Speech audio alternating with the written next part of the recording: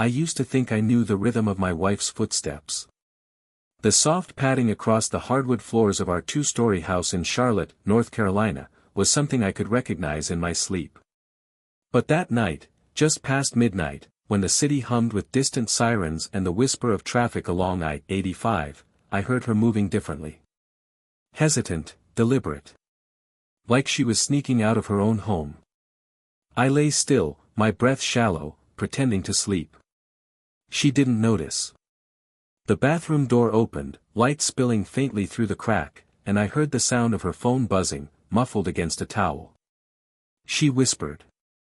Too soft for me to make out words, but her tone wasn't the one she used for friends or family. It was warm, intimate. The kind of tone that once belonged only to me. When she crept back into bed, her body stiff beside mine, I stared at the ceiling fan spinning slow circles above us. Something was wrong. And I knew then that whatever it was, it would tear everything apart. By morning, Charlotte looked ordinary again. The red brick houses, the maple trees along the sidewalks, the scent of biscuits and coffee drifting from the diner 2 blocks over. I drove to my job at a local insurance office, where rows of cubicles blurred together and small talk filled the air. Outwardly, nothing had changed. But inside, I carried the echo of her whispered voice, like a splinter lodged too deep to pull out. Her name is Emily. 35, with sandy blonde hair that always caught the sun like gold. We'd been married 12 years. A comfortable life, a small circle of friends, weekend barbecues in the backyard. Normal. Or so I thought. But now, the little things gnawed at me. She stayed late at work more often, citing endless meetings at the hospital where she worked as a nurse. She guarded her phone like it was fragile glass. Even when we sat on the couch watching TV, she kept it flipped face down on the cushion beside her. When I reached for her hand one night, she pulled away with a casual excuse, just tired, babe. I wanted to believe her. God, I wanted to. Suspicion changes the way you see the world. One Friday evening, Emily said she was going out with coworkers to a place downtown, an upscale wine bar near uptown Charlotte. I offered to pick her up later. She froze for half a second before forcing a smile. No need. Jessica's driving. I'll Uber home. At 10 p.m., I called Jessica. She sounded confused. Wait, Emily. No, I haven't seen her in weeks. My stomach dropped. I drove into the city, past neon signs and the thrum of weekend life. My hands shook on the steering wheel. And there she was. I spotted her through the wide windows of a quiet restaurant on South Tryon Street. She wasn't with coworkers. She was leaning across a small candlelit table, laughing too softly, with a man I'd never seen before. Dark hair, sharp suit, the kind of confidence that doesn't need to announce itself. I sat in my car, parked across the street, headlights off. Watching. My throat burned. I wanted to storm in, to demand answers. But instead, I stayed in the shadows, clutching the steering wheel so hard my knuckles went white. When she finally came home that night, well past midnight, her hair tousled, perfume heavy, I pretended to be asleep again. And just like that, I crossed a line. I was no longer her husband. I was her spy. Days blurred into weeks. I became someone I didn't recognize. At work, I stared at spreadsheets without absorbing a single number. At night, I combed through her social media, her bank statements, her calendar. She had explanations for everything, always smooth, always rehearsed. And yet, the pieces didn't fit. I bought a small recording device, tucked it under the passenger seat of her car. When I played it back, my hands shook as her voice filled the room. I miss you too, can't wait to see you again. No, he won't find out. The man's voice was faint, but clear enough.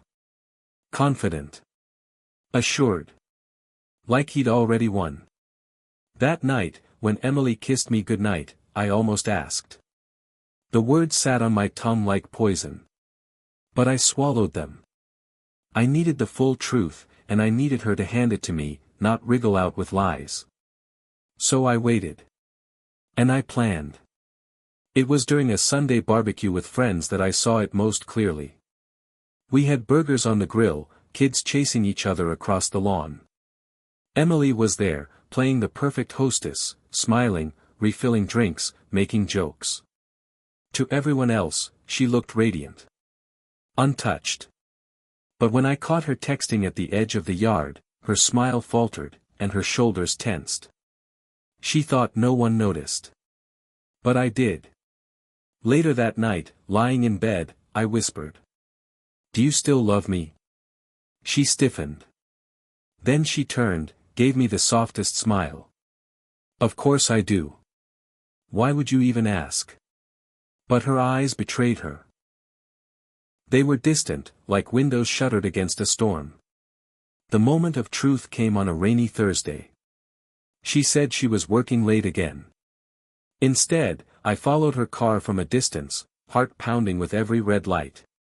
She pulled into the parking lot of a small boutique hotel on the edge of town. My chest caved in. I waited until she disappeared inside. Then I followed. The lobby smelled of lemon polish and stale coffee. I asked the clerk which room she'd gone to. A little cash loosened his tongue. "Room 214. I climbed the stairs two at a time. My hand shook as I knocked once, then shoved the door open. Emily gasped. The man, shirt half undone, froze. Time stopped. Rain hammered against the window. My wife's betrayal filled the room like a living thing. "Daniel," she whispered, voice breaking. "It's not what it looks like." But it was. It was exactly what it looked like. We didn't scream. Not then. The silence was louder than any shouting. I looked at her. At the woman I'd built a life with, trusted, loved, and felt nothing but emptiness. The man had the nerve to stand, adjusting his collar. "Look, man, I didn't know she was married." A lie. He knew. I saw it in his eyes. I didn't hit him. I didn't yell. I just walked out. Back home, Emily followed, begging me to listen. She tried every angle, apologies, tears, excuses. It was just a mistake. It didn't mean anything. "Please, we can fix this." But something inside me had already snapped. The divorce papers were filed within weeks. Charlotte's skyline blurred through lawyers' office windows as signatures sealed the end of 12 years. I didn't seek revenge in the way movies portray it. No dramatic fights, no ruined careers. My revenge was colder, taking back my freedom, my self-respect. Walking away and leaving her to choke on the ruins she created. The house was sold. I packed what was mine into boxes and left without looking back. Sometimes, in the still nights, I replay the sound of her whispering into her phone, thinking I was asleep. The beginning of the end. And I remind myself, love built on lies isn't love at all. It's a cage. And I finally found the strength to break free.